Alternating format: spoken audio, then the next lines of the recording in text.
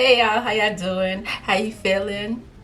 I hope you had a fun, safe Christmas or whatever holiday you celebrate. I hope you had a good time. I hope you had fun. I hope you're still enjoying yourself. I'm not sure if some of y'all are still on vacation or, I don't know. But hopefully you're okay and you're having fun and you chill and you relax. So I'm going to be reacting to If Danes Rule the World. Yes. If Danes Rule the World. Very interesting. Let's just see what this guy have to say. Hey Jogger peeps, good to see you again. So this is going to be another filler week. I'm currently working on the scripts for the next few countries and I'm talking to a lot of you guys that are from those countries. So in the meantime, let's talk about something. Now, as some of you know, I kind of have a little bit of a soft spot in my heart for Denmark because Denmark was the very first European country I went to. Plus, the Denmark video is kind of like one of the most popular videos on. I remember I said I think Denmark is going to be my first country I'm going to visit in Europe. Like that'll probably be my first. I did say I wanted to go to the UK first because I do have family over there first.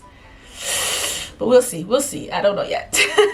On this channel, I'm just saying. The land of fierce Nordic folk, Vikings and warriors that took over an empire that expanded across 4 continents. Now, when I was in high school, I actually wrote my senior thesis arguing on the theory that Fortinbras in Shakespeare's Hamlet could actually be seen as the underlying protagonist in the otherwise Hamlet-centered plotline. I think I got like a B- on that paper, but I was like, woohoo, I'll take it! State college, here I come! And then I got rejected from the state college that I applied to. Anyway, the point is, Hamlet is Danish. And after you pass all of those boring emo-sounding monologues and soliloquies, the story actually kind of gives you a feel of how the Danes operated back in the day when they were conquerors. Now, when it comes to European colonialism, most people only focus on the big 4, the British, French, Spanish, and the Portuguese. Clearly, they have made the biggest geopolitical impact in the world. However, they weren't the only Europeans to take a stab at overseas colonization. Everybody was getting in on it. Austria-Hungary tried to take a slice of North Borneo. Technically, the Polish-Lithuanians tried to take a piece of the Gambia. Remember the Gambia episode? Yeah, that was a weird one. Even the Scottish tried to take over Panama that one time. Most of these land grab attempts were pushed back due to the lack of finances, resources, and personnel to sustain and manage the properties and settlements that they had set up. And eventually, most of them were either sold off or abandoned and reclaimed by larger empires. The 17th century was like the golden years of Danish colonization. They joined up with the Norwegians, they set their hopes high and sailed far. The Danes were a little clever though. They knew that they were smaller, not as rich, and imminent doom was coming, so they kind of tossed all their small cards and held on to the big guys. First of all, the main areas that the Danish colonized in the past were as follows. For a brief time in Africa, they had 5 settlements along what is now Ghana, known back then as the Danish Gold Coast, the forts of Christiansborg, Fredensborg, Prinsensten, Kongensten, and Augustborg. All of these were eventually sold to England. In the Caribbean, they basically owned all of what is now the US Virgin Islands, the 3 largest ones being St. Thomas, St. John, and St. Croix. They sold them to the US in 1917 for $25 million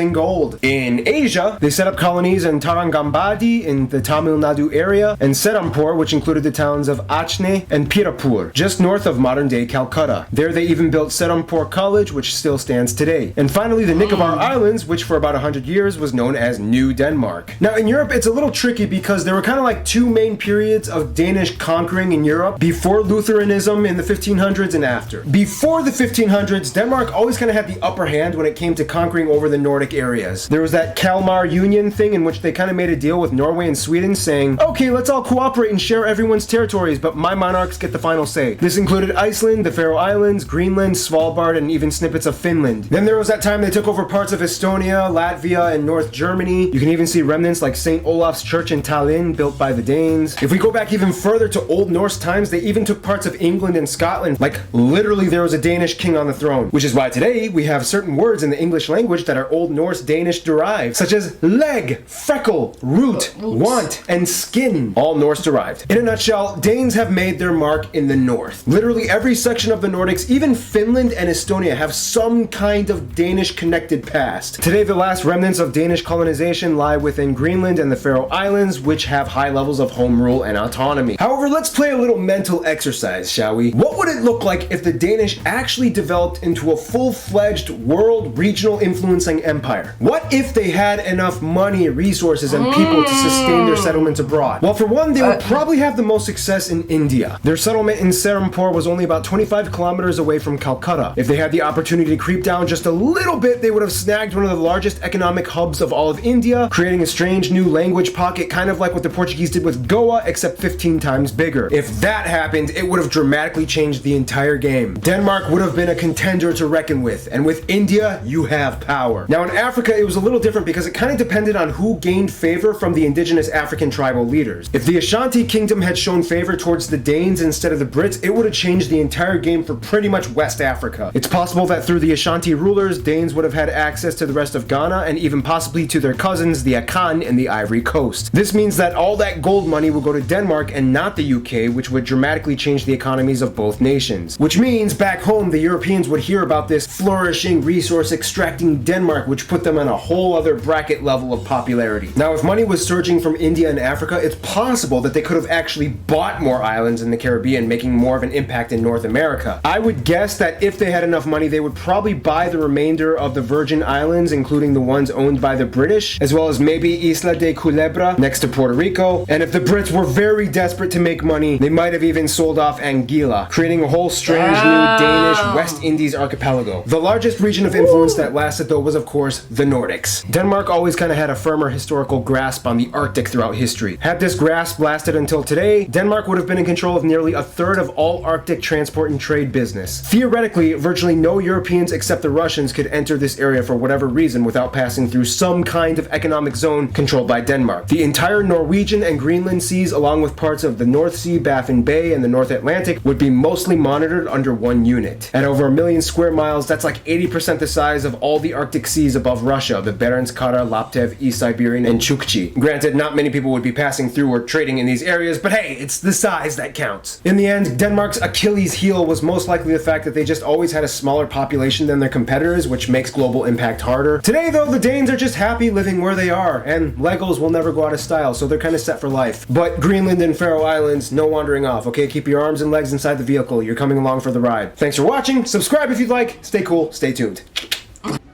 I mean, hey, who knows? If the Danes had ruled the world, we probably would live in a better world. I'm just saying, okay? I'm just saying.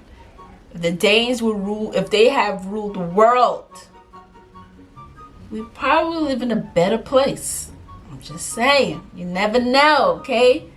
Give them a chance. Make them rule the world for a little bit. Let's see what happens, okay? You never know, okay? Oh, man, this was very interesting. I like stuff like this. But anyway, comment below. Let me know how you feel about this video. What you think? What do you think? If the Danes have ruled the world, how do you think this world would be? Just comment below. And also check these videos out. Make sure you subscribe to my channel. And I'll see you lovely people. Take care. Peace.